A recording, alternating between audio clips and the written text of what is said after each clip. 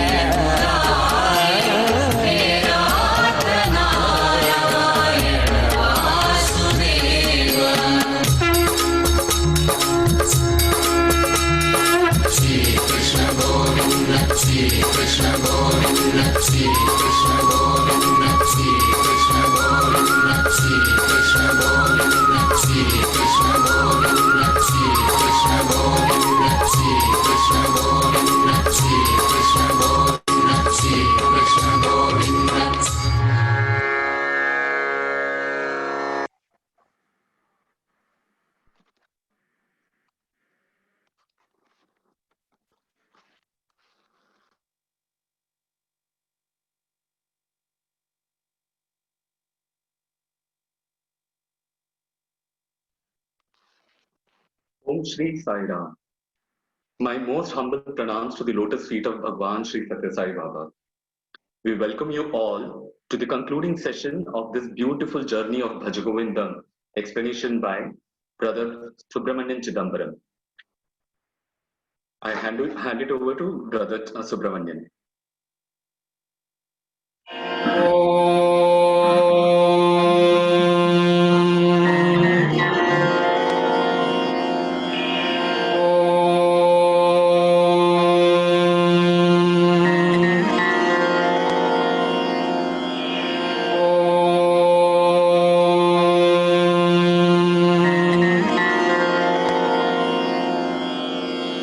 सहना भवतु सहनौ भुनक्तु सह वीर्यङ्करवावहै तेजस्विनावधीतमस्तु मा विद्विषावहै। ॐ शान्तिः शान्तिः शान्तिः।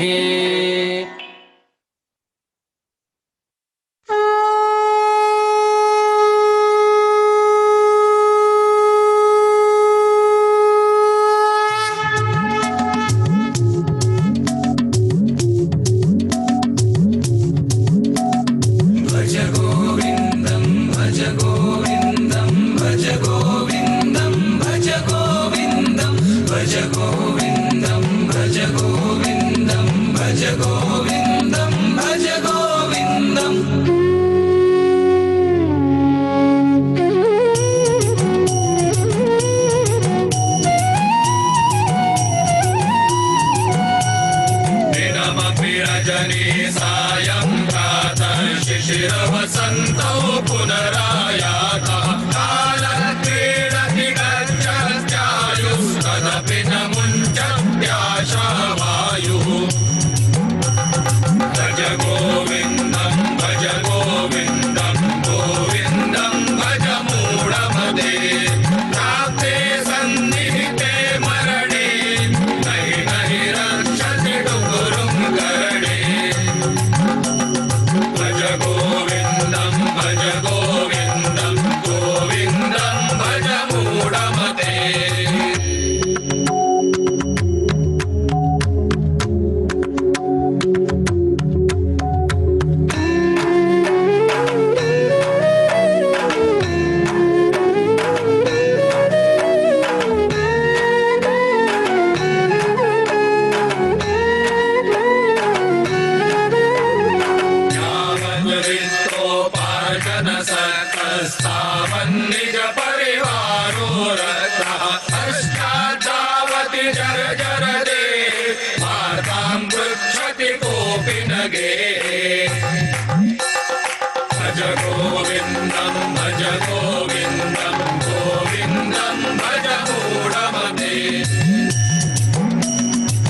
भगवत गीता किञ्चिदधीता गङ्गा जललव कणिका पीता सकृदपि यस्य मुरारि समर्चा तस्य यमः किं कुरुते चर्चा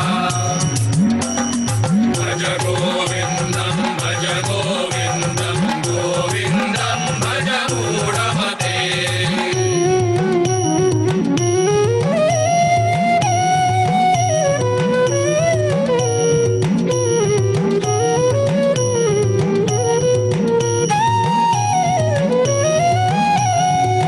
बालस्तावत् क्रीडासक्तस्तरुणस्तावत् तरुणीरक्तः वृद्धस्तावत् चिन्तामग्नः परमे ब्रह्मणि कोऽपि न लग्नः भज गोविन्दं भज गोविन्दं गोविन्दं भज मूढमते पुनरपि जननं पुनरपि मरणं पुनरपि जननी जठरे शयनम् इह संसारे खलु दुस्तारे कृपया पारे पाहि मुरारे भज गोविन्दं भज गोविन्दं गोविन्दं भज मूढमते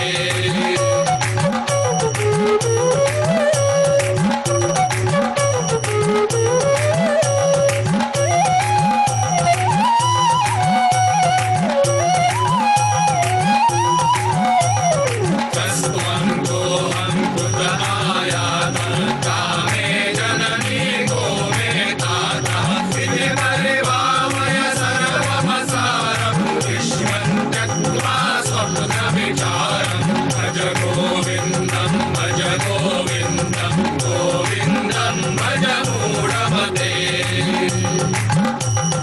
ध्येयं गीता नाम सहस्रं ध्येयं श्रीपतिरूपमजस्रं ध्येयं सज्जनसङ्गे चित्तं ध्येयं दीनजनाय च वित्तम् भज गोविन्दं भज गोविन्दं गोविन्दं भज मूढमते गोविन्दं भज मूढमते गोविन्दं भज मूढमते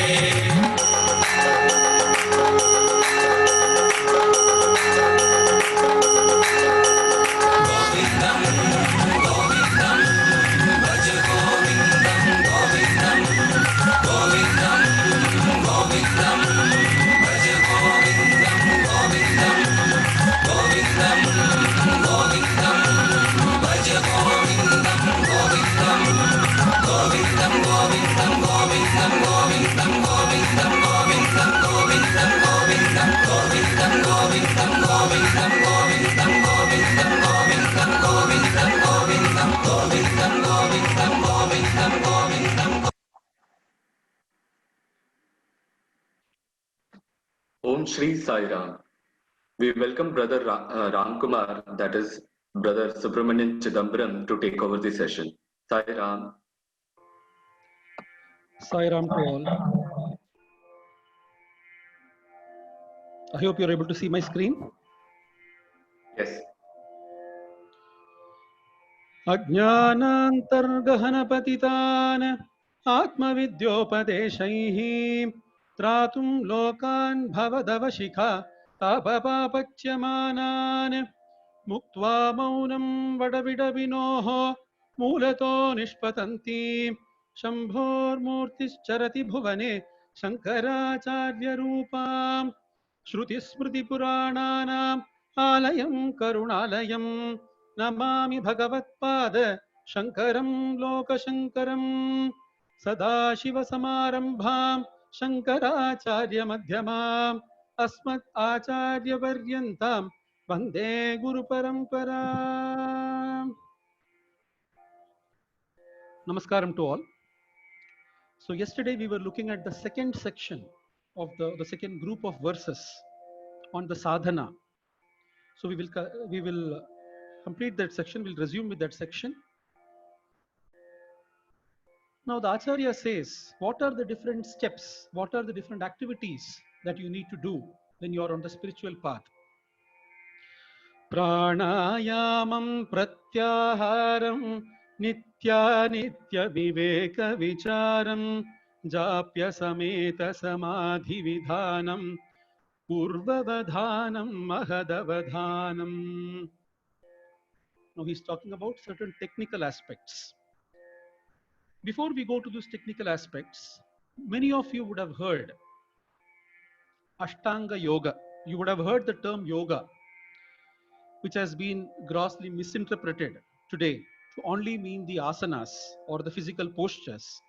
But yoga doesn't mean that. Yoga is much bigger than that. The Yoga Darshana of Patanjali is much, much bigger. The Yoga Sutras of Patanjali are an entire step-by-step process of reaching the ultimate. Within that, there is a beautiful 8-step process that Maharshi Patanjali prescribes. This is known as the Ashtanga Yoga.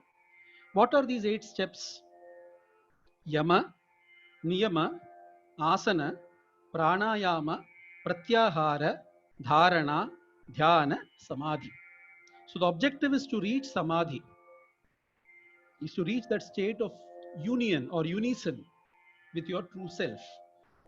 And you start with Yama, Niyama. Yamas and Niyamas are the basic disciplines that you need to follow in terms of Ahimsa, Satyam, Brahmacharyam. These form the Yamas. The Niyamas are something like Shaucham, remaining clean, doing Swadhyayam, reading the Vedas, and so on. Asanas are the different postures that you need to maintain when you are doing different activities, and especially when you are meditating. So these are the initial aspects which need to be in place for you to progress ahead. Then comes pranayama, pratyahara. So this is what the Acharya is taking here and mentioning in this verse. Pranayamam means, prana means breath, your breathing. Ayama means control. So control of your breathing process is called pranayama. What is the benefit of controlling the breathing process?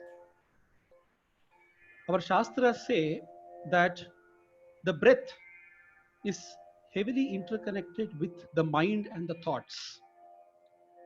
The same place from where the breath arises, the same source is where the thoughts also arise from.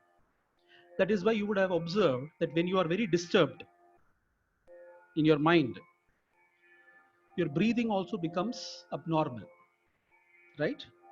When you are very confused, conflicted in your mind, when there is something really troubling your mind, your breathing also becomes abnormal. That is why they say take a deep breath, before doing something, so that when you take a deep breath, that affects your mind as well. That calms your mind, that elongates the process of thoughts. Lesser thoughts start coming in. So these are heavily interconnected with each other. And there are very, very various techniques of pranayama.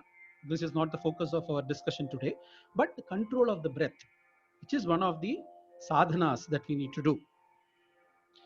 Pratyahara. Pratyahara is all your senses that are there. Your eyes, your ears, your nose, your tongue, your skin. All these senses are all outward. They are all outgoing senses. The indriyas, what you call them as indriyas, they are all outgoing. Because their duty is to capture the knowledge that is coming from outside and take that knowledge within and give it to the brain or give it to the mind, right? Take that knowledge and give it to the mind. So that is the duty of the indriyas. So they take everything and they give it to us. That is why they're outgoing in nature. For spiritual sadhana, it is very important that this outgoing mind becomes ingoing. This outgoing senses, they become ingoing. The connection with the external world has to be cut.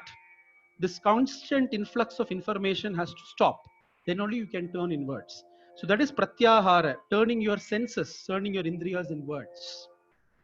Then comes dharana. Dharana is, with these inward looking senses, you focus on your true self, on the Atman inside.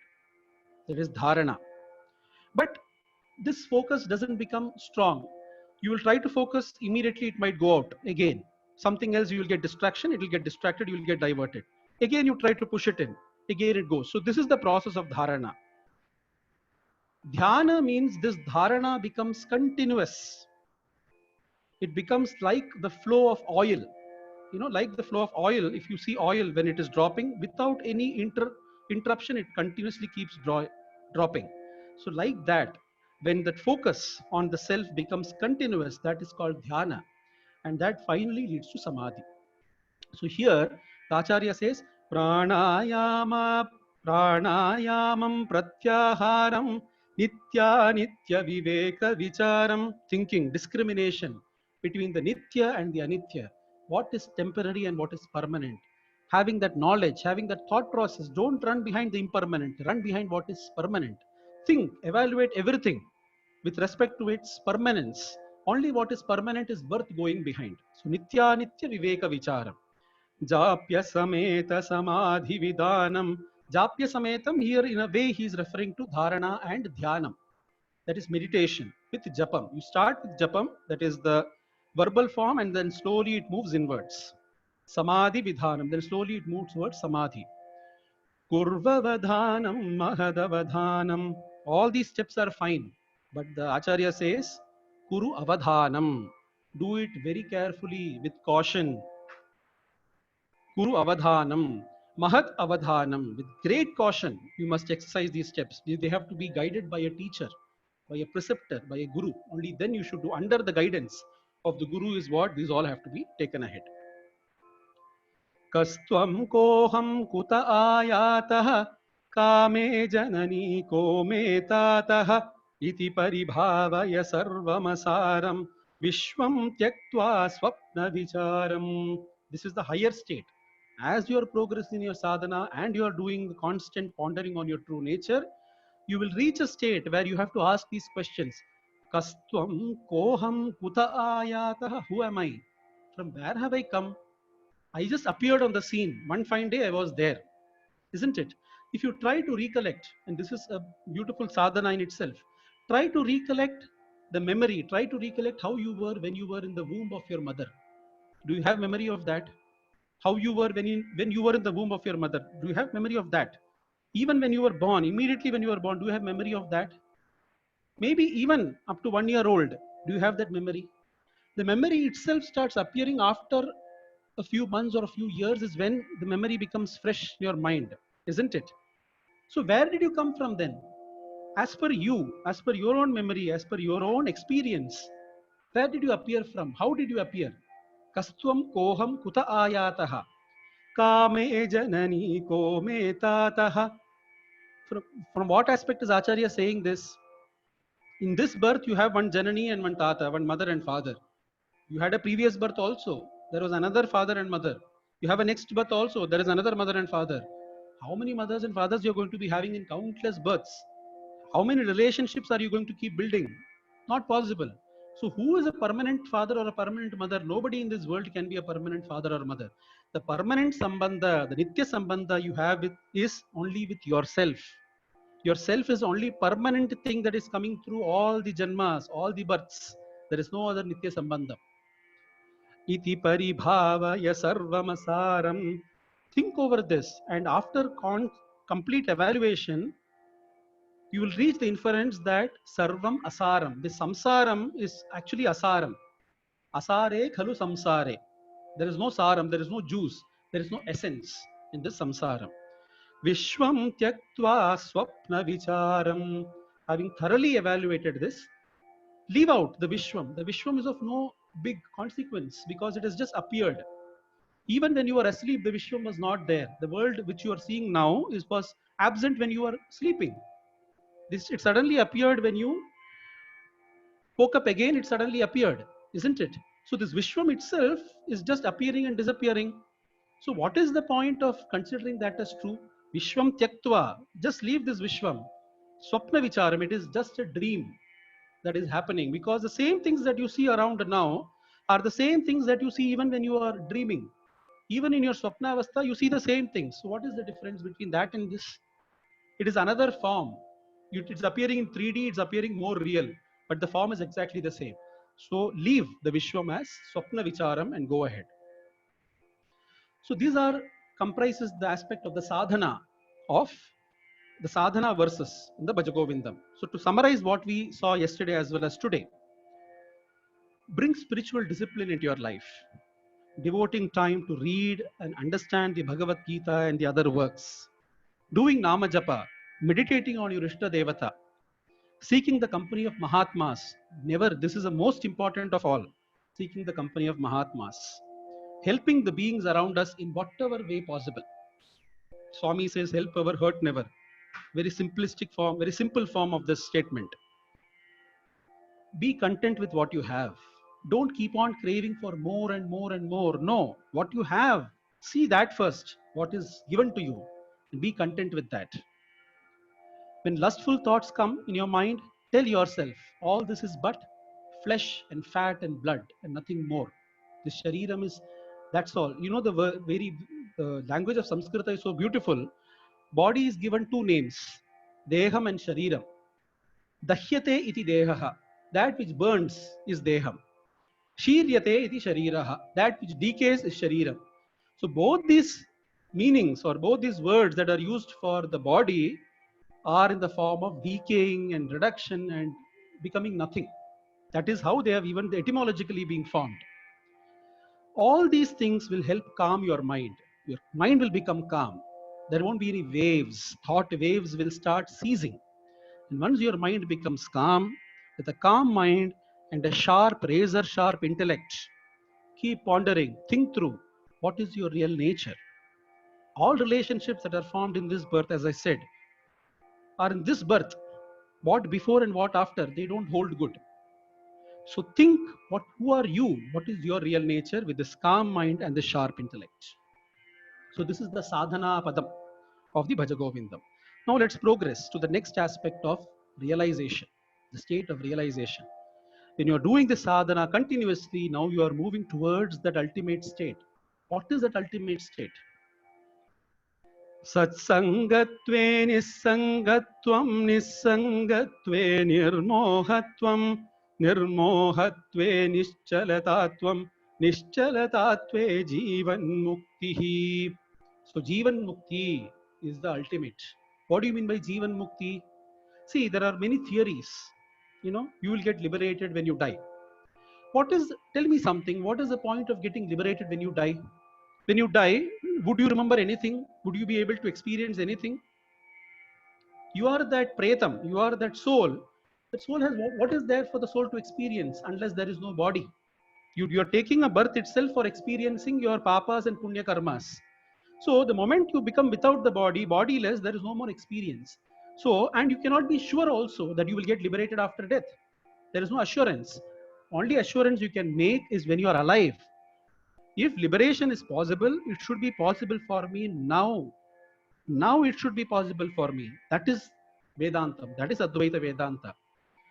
That is Jivan Mukti. That is called Jivan Mukti. While you are Jivita itself, you are Mukta. While you are alive itself, you are liberated. That is the beauty of Advaita Vedanta. That is what the Upanishads tell us. So how to reach that Jivan Mukti? Start with Satsanga, which we saw yesterday and also we saw today. The company of the holy. Sat Sangam. Sangam with Sat. Sangam with that truth, that supreme truth. Sat Sangatve. What happens through that? Nissangatvam. All your bonds, all your other relationships and attachments, they are cut off. Your Nissanga. You become detached from everything because of Sat Sanga. Nissangatve nirmohatvam. The moment the attachment goes, the delusion also goes away, because we saw in the Bhagavad Gita, Dhyayato Vishayan Pumsaha Sangaha Teshu Upajayate Sangat Sanjayate Kamaha Kamat Krodhaha Abhijayate Krodhat Bhavati Sammohaha. So Dhyayato Vishayan Pumsaha Sangaha. The Sangam comes from the thinking of that object. When you have stopped thinking of that object, when you have stopped getting attached to that object itself, Moham cannot come. The root itself is out. You have uprooted. So the Moham cannot exist. So Nirmohatvam. Nirmohatve Nischalatatvam. Through Nirmoha, the moment delusion, your delusion is out, you have a clear intellect, you can think clearly, then you become calm, peaceful, Nischalata, unmoving. You become the Nischala Deepam, the Nivata Deepam, that is unflickering in the wind. Nischalatatve, from the calm mind is what you will reach Jivan Mukti. That is what we saw in the summary also. So this is the step-by-step process, how you reach Jivan Mukti. वयसि गते कः कामविकारः शुष्के नीरे कः कासारः क्षीणे वित्ते कः परिवारः ज्ञाते तत्त्वे कः संसारः. Let's start with the last line. Jnate tattve kah samsaraha. The moment you have realized the tattvam, the principle, through this process, you have realized that supreme principle, the truth within you, who you are. Kah samsaraha, where is samsara for you? You have become Jivan Mukta. So for a Jivan Mukta, there is no samsara. That means what?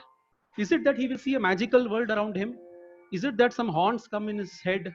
Is it that something different, magical happens? No, he sees the same world as you. He's seeing the same things around. He's looking the same. But outside everything is the same. Inside everything is different. The way you are looking at a situation and the way he looks at the same situation are different.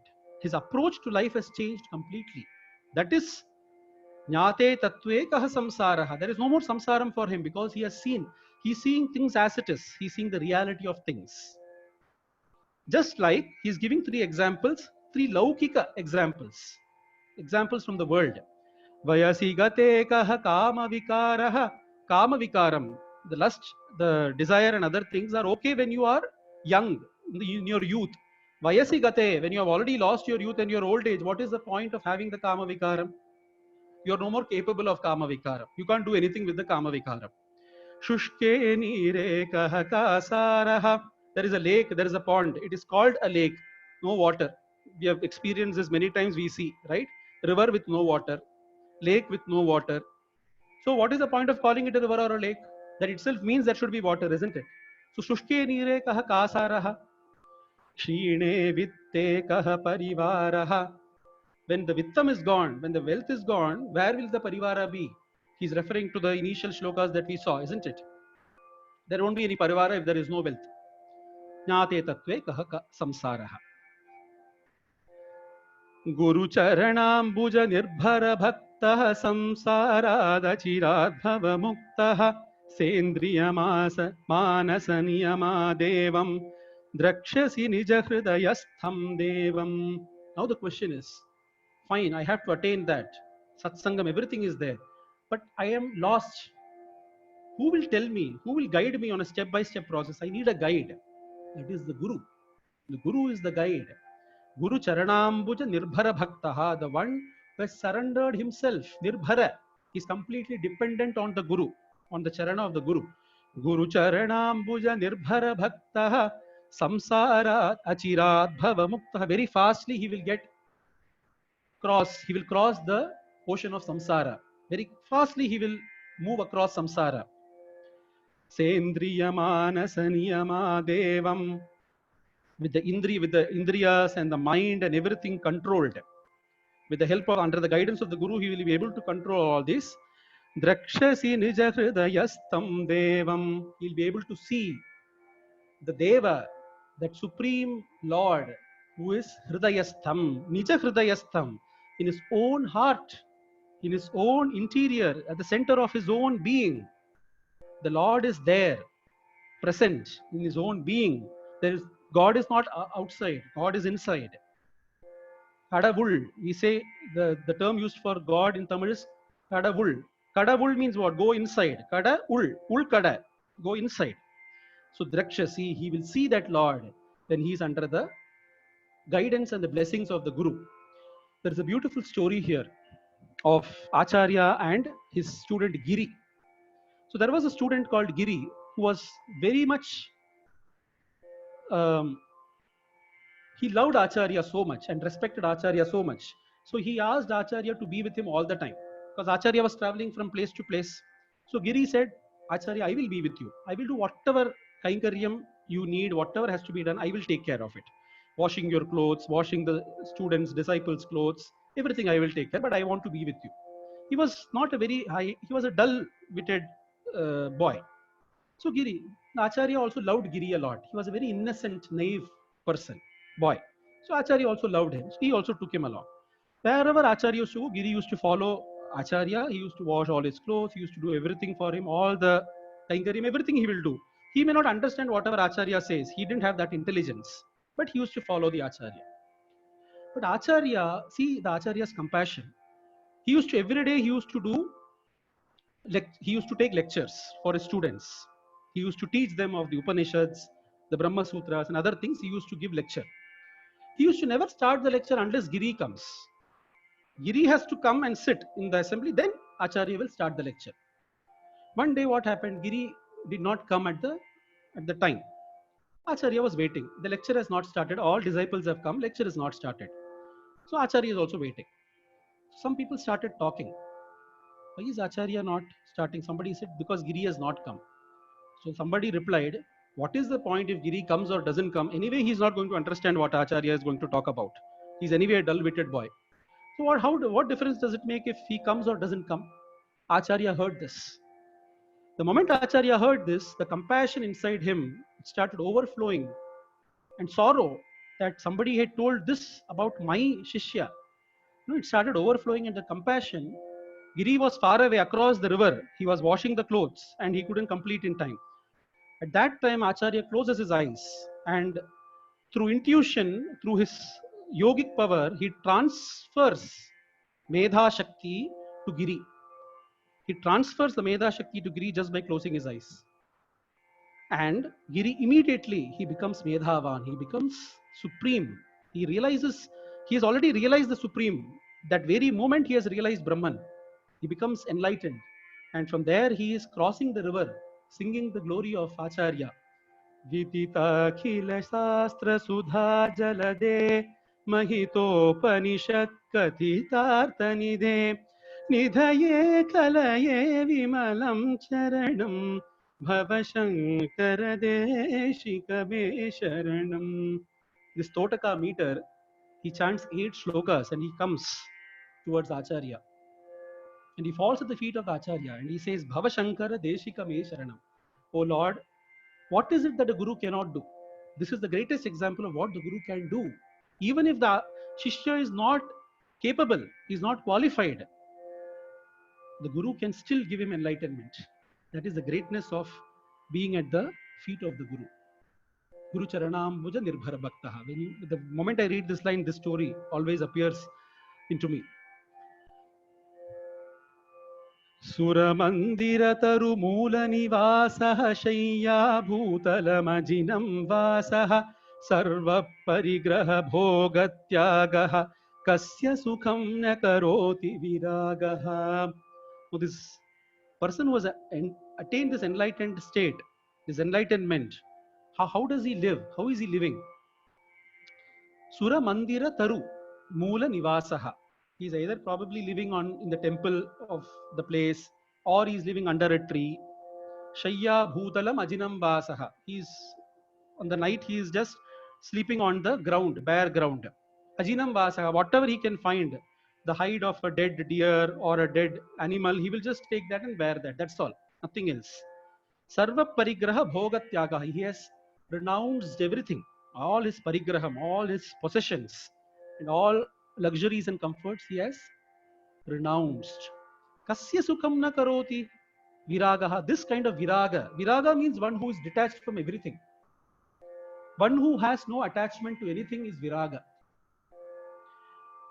Such a person, how is it possible that he will not be happy? He will not be peaceful?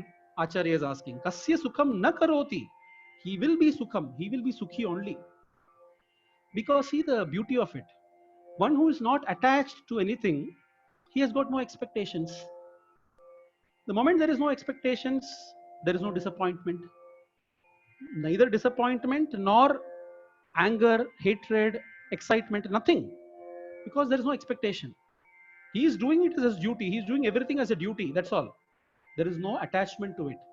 There is no attachment. Because there is no attachment, all these things follow. So the viraga is the king of the world. He is the emperor of the world because he owns everything. Because he doesn't need anything. The moment you don't need anything, you become automatically the emperor of the world. That is the beautiful, that is the formula, that is the rahasyam of karma. Yogarato va bhogarato va sangarato va sangavihinaha yasya brahmani ramate chittam nandati nandati nandatyeva. 3 times. Nandati, Nandati, Nandati. Nandati means he is happy, he enjoys. 3 times Acharya is saying, that means definitely he does. Who? He could be a Yogarata, means he could be a yogi. But not necessarily he should be a yogi.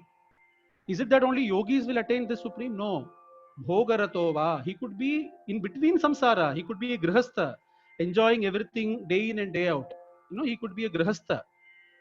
Sangaratova. He could be in different sanghas. He could be in different relationships, or he could have left all his relationships and is somewhere in the Himalayas doing meditation. It could be either the sannyasi or the grihastha. Doesn't matter.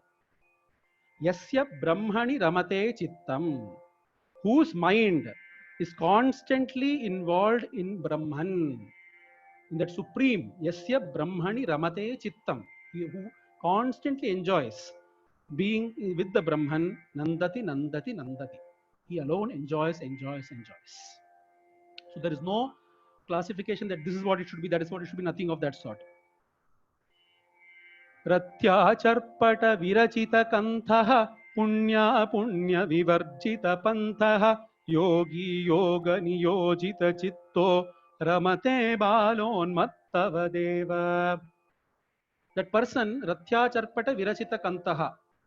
What is the clothing that he needs? Any rag that is available on the road, somebody has left it, he will wear it and go away. There is no need for him for any clothing. Punya punya vivarjita pantaha. He is walking on a path where there is no punyam or papam. This is another important thing that we need to know. We are always bent upon, doing punyam, you should do this. That is not, ultimate thing is no karma, either punyam or papam. Because if you do punya karma, you have to come back again to the world to take the benefit of punya karma. If you do papa karma, again you have to come back to the world to take the benefits of, or the non-benefits, disadvantages of papa karma. So whatever karma you do, you have to come back to the earth to enjoy its fruits. So what is the duty? Your duty is to do karma without going into the punya or the papa category, to remain neutral. That means you are not bothered. Let the karma do anything. I will surrender everything to the Lord as an offering to the Lord. Sarvadharman parityajya mamekam sharanam vraja. Surrendering everything to the Supreme Being without thinking about it of punya or papa. Punya punya vivarjita pantaha. Yogi yoga niyojita chittaha. That yogi is constantly in touch with the yogam inside. With that, he is constantly in union with the Supreme who is inside. Ramate balon mattava deva. He constantly enjoys. He's always happy. Like whom? Like a bala. You have seen children, the newborn ones or the infants, they'll always be happy. There is no reason for them to be happy. They are, by nature, they'll be happy. That is their nature. As you grow is when you start becoming morose, isn't it? When you are a child, when you are children, they will just be happy on their own. Bala unmatta, also madmen, insane people. When they have lost sanity also, they will be just randomly happy. So like the happiness of these two people, the jnani, when you look at outside, he will appear to be similar to a bala and unmatta. But internally, there is a huge difference. But he's like that. He is, by nature, he is happy. त्वयि मयि चान्यत्रैको विष्णुः व्यर्थं कुप्यसि मय्य सहिष्णुः भव समचित्तः सर्वत्र त्वं वाञ्छसि चिरादि यदि विष्णुत्वम्. Now he says, त्वयि मयि च अन्यत्रैको विष्णुः. That Vishnu is there in you, is there in me, is there in everything around us. Everything around us has the same Lord, the same Vishnu. In fact, the very meaning of the Padam Vishnu itself is one who is there in everybody. Vishate, it comes from the root Vishate, Visha, Dhatu Visha, which means to pervade, to go inside everything. Pravisha, to enter into everything. So this Vishnu is one who has entered into everything in the world and has become everything. Twayi Mayi, in you, in me, and in everybody, the same Vishnu is there. Vyartham kupyasi mayya sahishnuhu. You are getting angry with somebody, you are treating somebody differently. Why? It has got no relevance, because you are also Vishnu, he is also Vishnu, he or she is also Vishnu. Bhava samachitta sarvatratvam. Have samabhava towards everything, because everybody is Vishnu, everybody is Lord at the end of the day. Vanchasi achirad yadi vishnutvam. If you want to attain Vishnutvam, if you want to attain that supreme state, then this is the way to go about. This is exactly what the Ishavasyopanishad says. Yastu sarvani bhutani atmaiva nurvijanatah tatra ko mohaha tatra ko shokah ekatvam anupashyatah. Yastu sarvani bhutani atmanyevanupashyati sarvabhuteshu chatmanam tato navijugupsate. One who sees Atman everywhere, one who sees the Supreme Lord everywhere, he will not have hatred towards anybody. He can only have love, because the same Lord who is in me is in you. So what is the difference between you and me? Isn't it? The final shloka. Shatrau mitre putre bandhau ma kuru yatnam vigraha sandhau sarvasminnapi pashyatmanam sarvatrotrija bheda jnanam. If everybody is one, who is a Shatru and who is a Mitra? Everybody is the same, isn't it? Who is a Putra and who is a Bandhu and who is an Abandhu? What is the point of being attached to somebody and being averse to somebody? Just ignoring somebody and being loving to somebody and hating somebody. What is the point when everybody is Vishnu? Sarvasminnapi pashya atmanam. Pashya. See, that same Lord is there in everybody. What is the difference between the life in you and the life in a sparrow? The life in you and the life in an ant? The life in you and the life in an elephant? The life in you and the life in your fellow being? What is the difference? And if you know your true nature, you know that you are that life within and you are not this body. So if you are that life within, that life that is inside, and that life inside is the same life that is pulsating in every living being and everything in this nature, what is the difference between you and anything around? Sarvatra utrija bheda ajnanam. This bhedam, this differentiation is ajnanam. It's ignorance. Give up that ignorance. Uproot it completely and see everybody as one. This is the highest state of samabhavam. To reach that, what you need to do, I am repeating this shlokam. Guru charanambuja nirbhara bhaktaha samsarada chiradbhava muktaha sendriya manasa niyama devam drakshasi nija hridayastham devam. So if you have to see the Lord in everybody, you have to first see the Lord in yourself. Only then you can see the Lord in everybody. Otherwise, if you just forcibly try to see Lord in everybody, you will not be able to see. It will be a very superficial exercise which will be very short-lived. And it will lead to very bad repercussions, which will not be natural, which will not be organic, and which will not be sustainable. So you have to first see the Lord, experience the Lord inside. The moment you experience the Lord inside, you will automatically know that the same Lord is there in everything. And how do you know the Lord inside? The Guru will help you know the Lord inside. So the first step is Guru Charanam Bhuja Nirbhara Bhaktaha. Fall at the feet of the Guru. Then see the Lord who is there within, and that will help you see the Lord who is all around. How do you find the Guru? Yesterday we answered that. You be the right Shishya. You earn for the Guru and the Guru will come in front of you. With this, we just once again recap these 3 steps of making aware of the world, reality of the world, doing the sadhana and reaching the state of realization. In the first step, Acharya says you are no more attracted by the temptation. The outcome of the first step is you are no more attracted by the temptations of the world, by knowing the reality. Though you may work actively in the world, but you are not impacted by the world. That is very important. You will still be working in the world, but since you know its reality, you are not affected by it.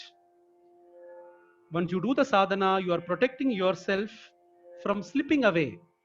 Even in between, if there is some kind of disturbance also, you can pull yourself back. You can calm your mind and insulate yourself from all disturbances and put yourself on the path of Atma Vichara, on thinking about your true nature. And finally, surrender to the Guru, the ultimate. Experience the bliss within. And through this repeated practice, make this your very nature. Bliss becomes your very nature and you see bliss all around you.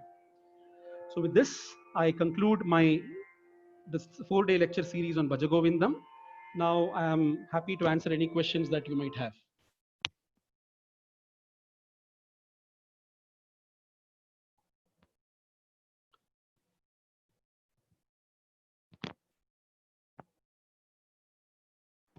Are you able to hear me, Sabish? Sairam, yes. Okay. We will have a small clipping, like a melodious voice of Bhagwan actually singing Bhaja Govindam. Sairam. Bhaja Govindam, Bhaja Govindam.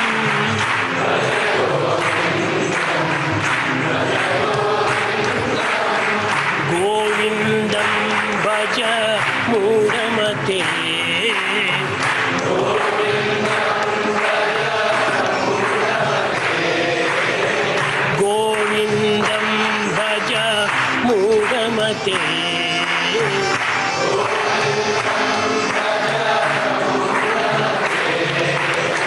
भज गोविन्दं भज गोविन्दं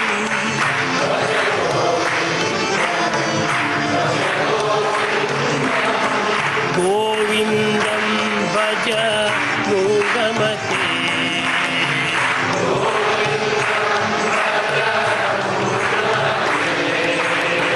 सम्प्राप्ते सन्निहिते काले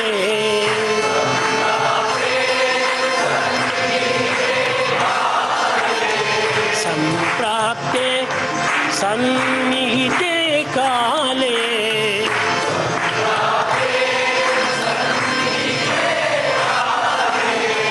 नहि नहि रक्षति दुःखकरणे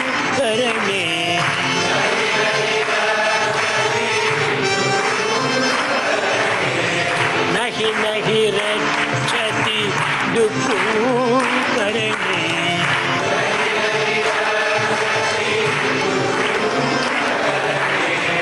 पुनरपि जननं पुनरपि मरणं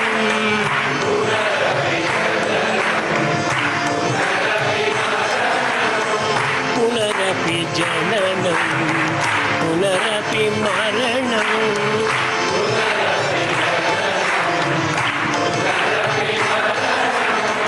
पुनरपि जनने जठरे शयनम्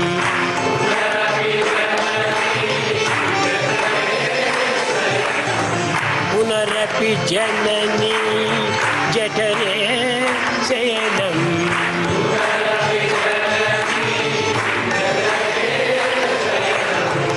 इह संसारे बहुदुस्तारे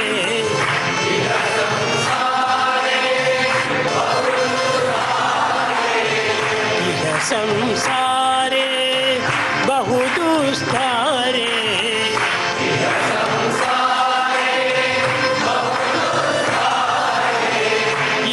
संसारे बहुदुस्तारे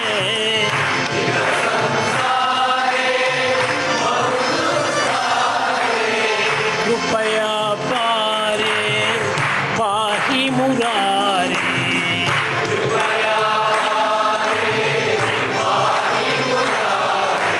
भज गोविन्दं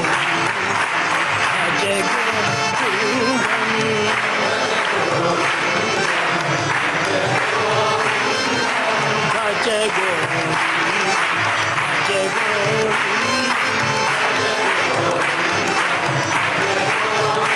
भज गोविन्दं भज मूढमते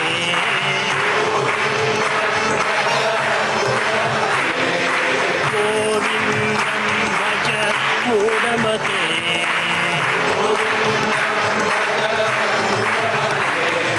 भज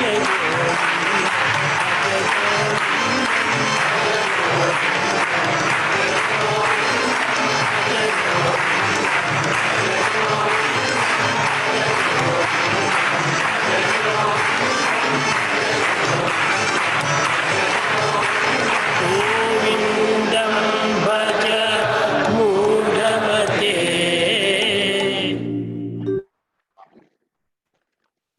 Sairam, we have our first question. I take spiritual training, yet in many situations my reactions are the same. Where am I lacking?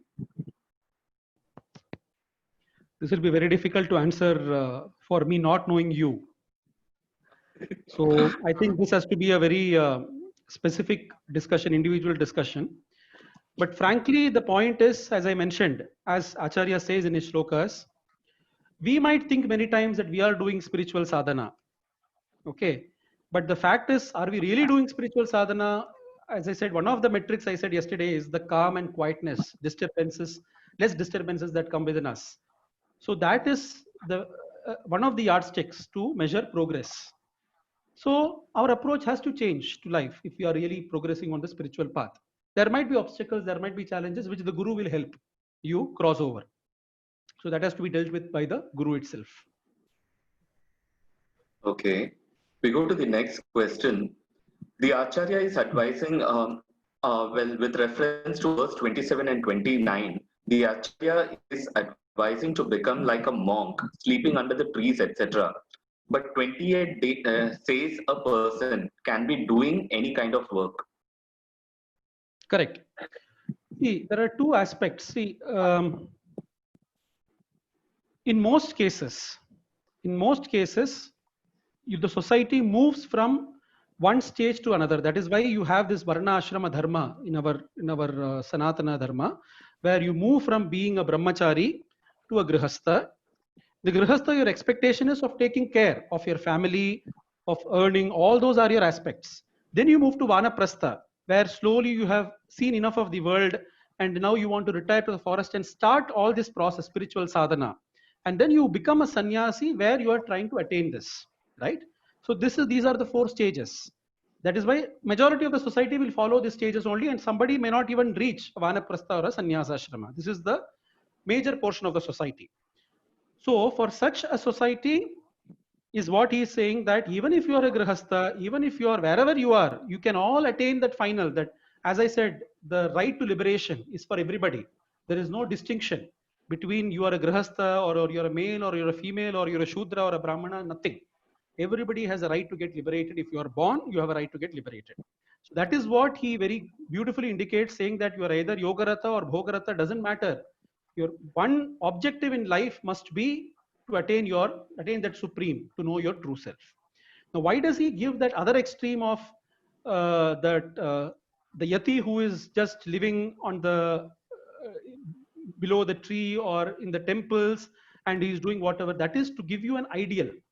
That is to give you an ideal personage whom you can see, a role model. We say role models, right? So a role model whom you can see and get inspired by.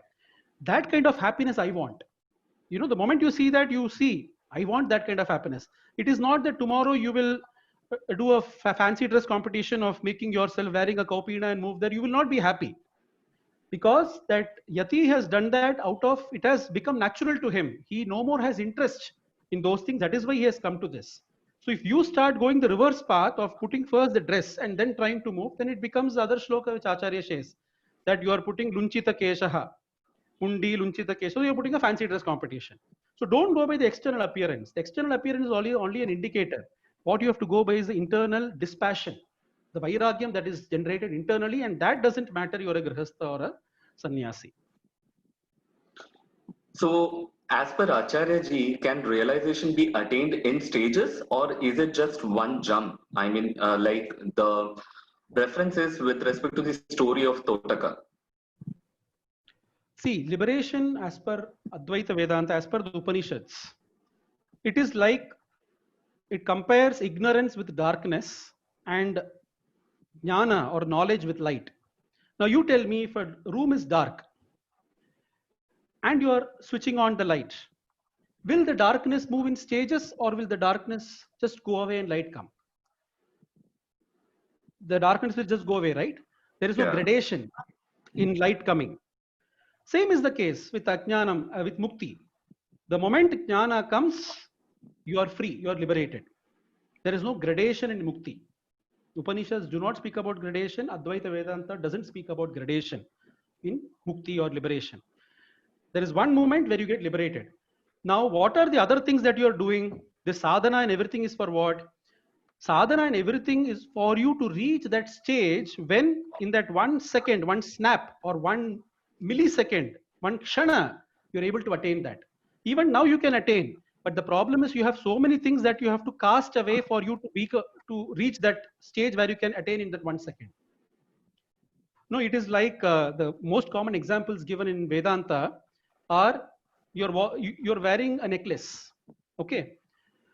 But you have forgotten that, or somehow you are not remembering that you are wearing the necklace. It has gone off your mind, and you're searching for the necklace everywhere. You're searching. You're asking 100 people. You have made a police complaint, this and that, and so many things have happened. Finally, somebody just shows you, isn't this necklace you're searching for? And somebody shows you on your neck. The moment you see this, that jnanam, that knowledge has come, and the moment that has come, everything is over. All these efforts that you did becomes a waste of searching and here and there. That 1 second was enough. But for that 1 second to strike you, you need to have reach a stage, reach a level, maturity of the mind, which can accept that one message or that one kshana from the Guru, that one upadesha the Guru gives, and you are able to see it. For reaching that, you need to have the maturity of mind. And all your vasanas, as I said yesterday, have to go away. Only then you will be able to. Otherwise, what we are, haven't we been hearing all Mahatmas all our life? We have heard upanyasams from so many people. If that was the case, we all should have become realized by now. We have heard so many lectures. Now also we are hearing. We have heard so many lectures from so many people. We read so many books written by Mahatmas. But then why are we not realized yet? We will not become realized unless and until you reach that maturity, that level. Once you reach that maturity, a book is enough to give you liberation. A word you read in the book, a word you hear from somebody is good enough to give you liberation. So liberation is not gradation. There is no gradation. It's a instantaneous thing that happens. Now we go towards the next question. Ramakrishna Paramahamsa had to give up on Kali. Now, how to concentrate and on whom we meditate and to pray? Is it okay if we meditate on nature? I don't know what you mean by nature.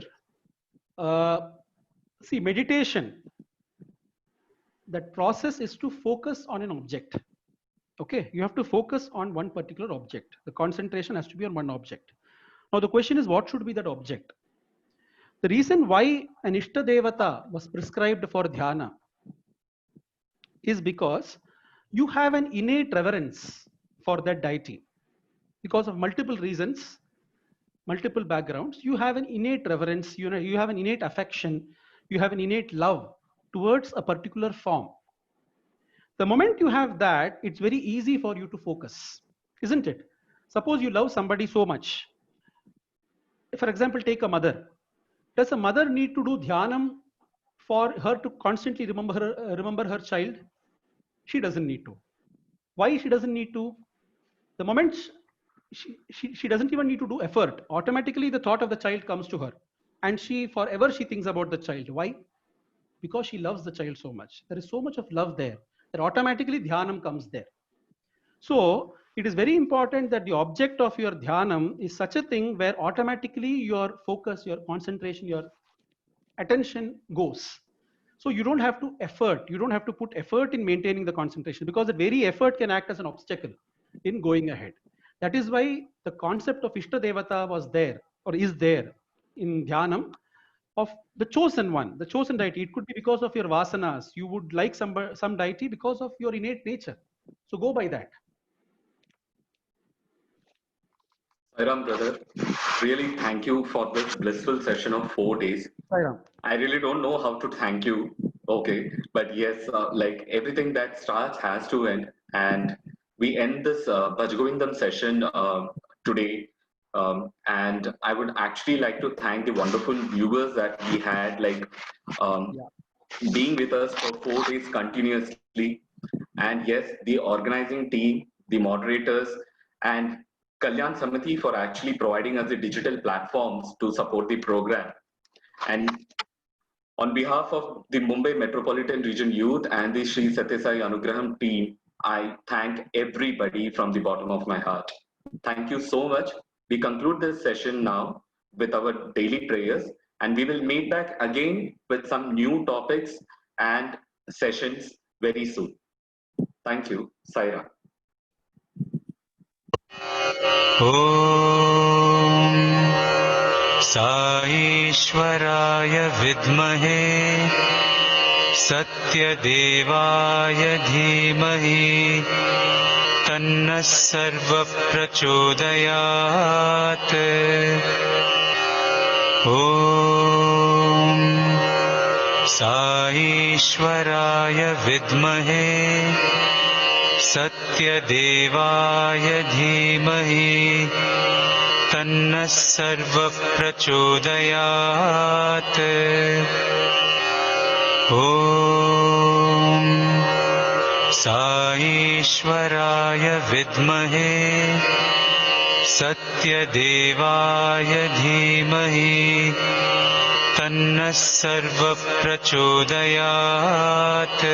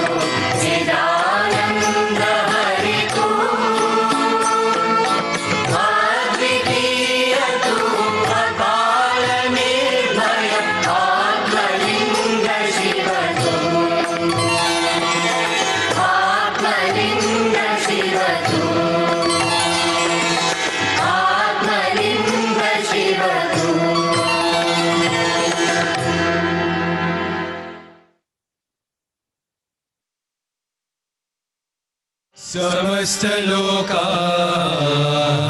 सुखिनो भवन्तु। समस्तलोकाः सुखिनो भवन्तु। समस्तलोकाः सुखिनो भवन्तु। ॐ शान्ति शान्ति शान्तिः। जय बोलो भगवान श्री सत्य साई बाबा।